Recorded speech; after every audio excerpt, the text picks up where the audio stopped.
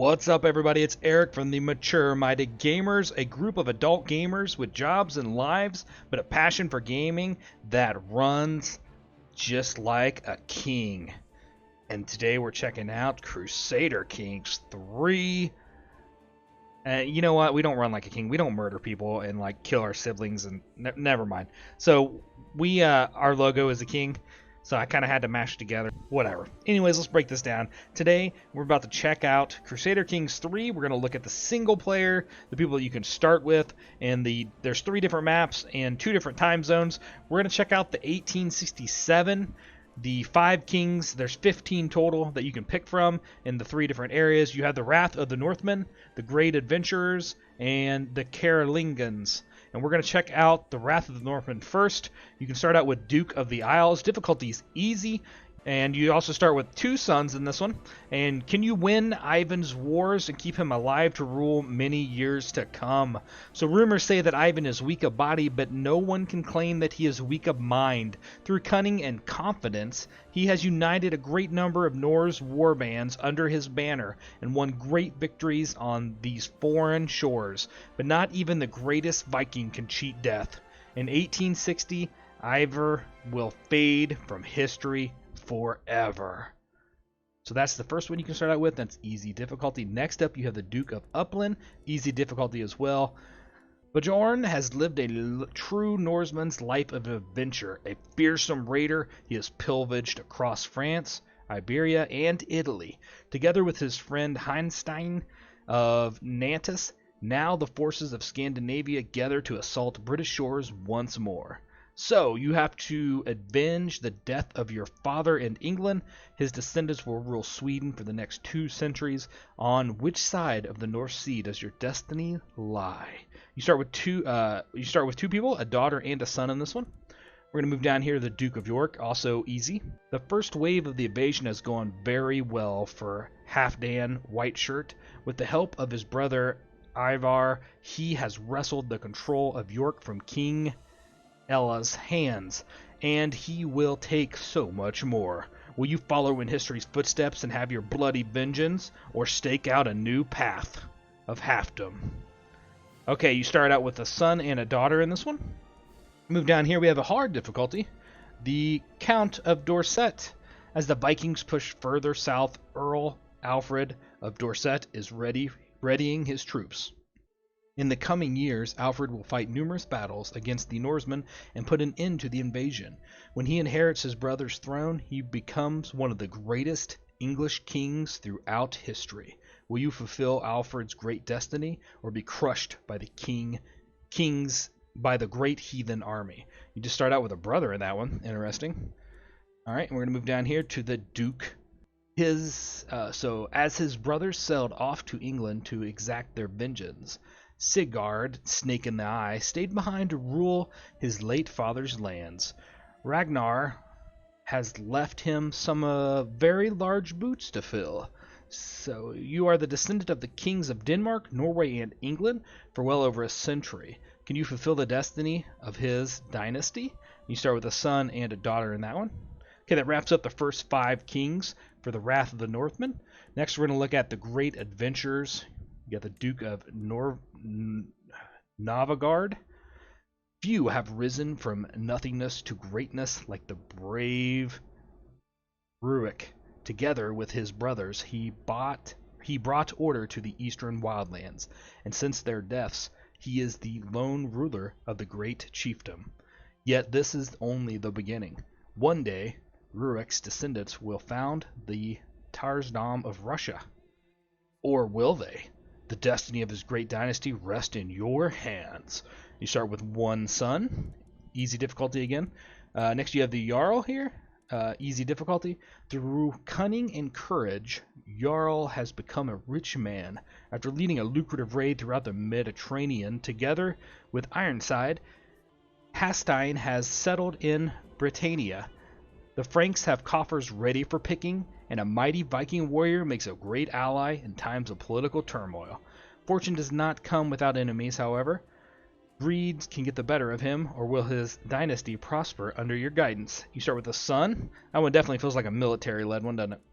Alright, next up we have the youngest, I think, of all the rulers. The Count of Vagioria.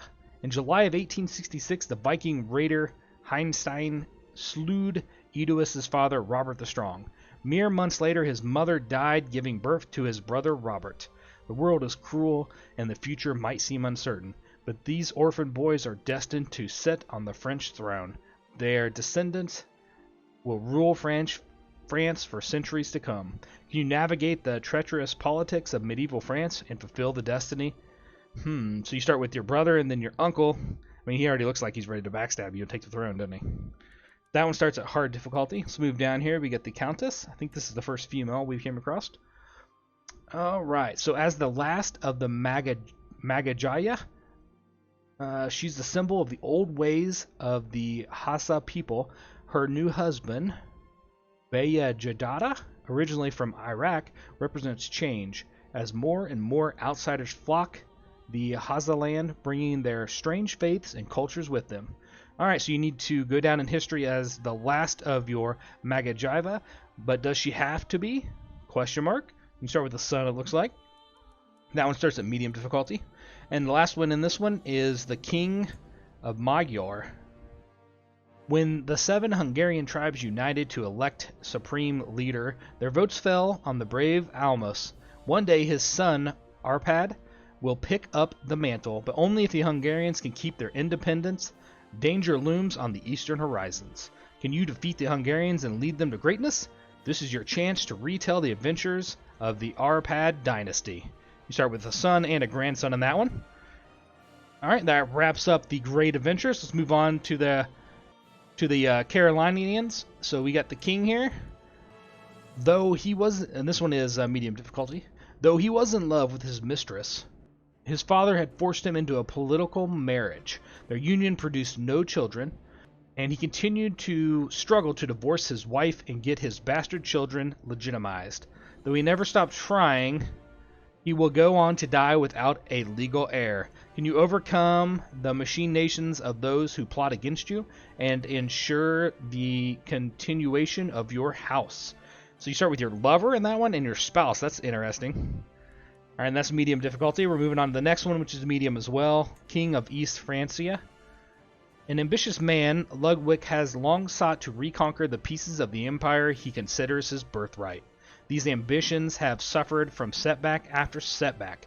However, as his various military campaigns all ended in failure, and his rebellious sons have pried away most of his own lands from his own control.